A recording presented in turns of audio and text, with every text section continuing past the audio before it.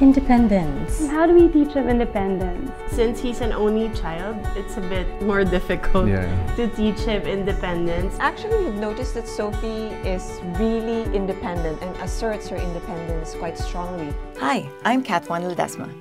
I'm a writer, educator, wife, and new mother of 2. Parenting has definitely been my most exciting journey, but it also comes with a lot of questions. So I've asked a few friends and experts to share what they've learned from their own parenting adventures.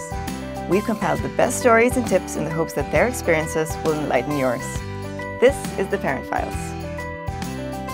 Brought to you by the Parenting Emporium and ASCOF Lagundi, the #1 natural cough remedy.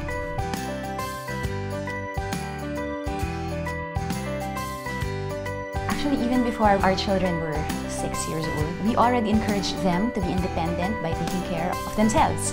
By, yes, picking their outfits, fixing their things if they have activities to go to, so we don't do that for them anymore. For my kids, when it comes to independence, they're on a very long leash, actually.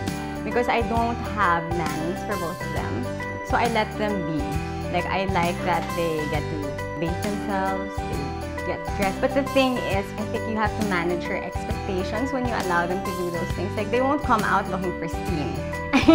Their shirts are like backwards or their socks don't match, but I allow them to do that. Like, I'd rather that they make mistakes and then they actually complete the tasks themselves. His tutor is in the same village as ours. So instead of his yaya bringing him all the way there, we watch him from afar from our house and make him walk there by himself. At least it's a way of him to try to be independent a little bit.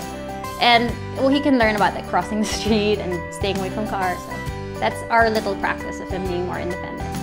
Gav's very independent. He's the type to do a lot of things on his own without asking, but he's also not private at the same time because he enjoys sharing everything that he does with everybody else. When he was 1, he started sleeping alone already and he wasn't scared. Because of that habit of starting things early, I think like now, he's very independent.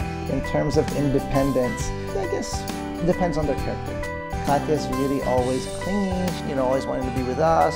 Sonia, our 8-year-old, she's really an independent one. I mean, ever since she was young, she would just do things her own way. I noticed like little things like when you're in a restaurant, they know what they want to order, or they'll flag the staff and they'll be like, excuse me, can I have an orange juice or can I have this, and I feel like I'm seeing independence in those little things. Well, I encouraged her to be independent ever since she was young because I'm a single dad, so I wanted her to be equipped with how to deal with things by herself. But naturally, she's a very independent child. Like, she started to eat by herself at 1 1/2, and she started to basically play with her toys, put her toys back together where they belong at the same time.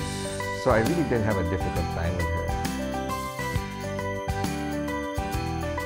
He can sleep over in his cousin's house, but he doesn't want to. We've tried several times and he's not into sleepovers, but I'd rather have him sleep over in cousins' houses first instead of friends' houses, or they can sleep over in our house. He likes sleepovers and he's always asking to sleep over at his cousin's house.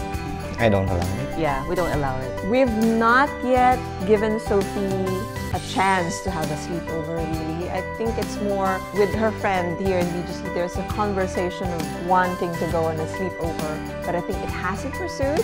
If it does pursue, I think we're open to it at this age, but with a nanny, just to feel more comfortable. For me, I think when they reach 12, 13, because at that point, they can actually tell you, like, Mom, I felt like this made me feel uncomfortable, and then they can articulate, like, what exactly, how did you feel, like they can label their feelings. Rue's 4 trips out of town and sleepovers haven't been implemented yet because she's only 6.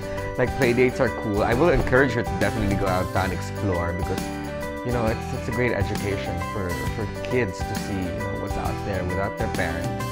And then, and build character. It's good now that by encouraging them to be more independent in those small ways, then they also get to practice it. And I think it really helps to keep encouraging them to be independent in any way that you can. Special thanks to Gautier and 27 Annapolis Boutique Residences.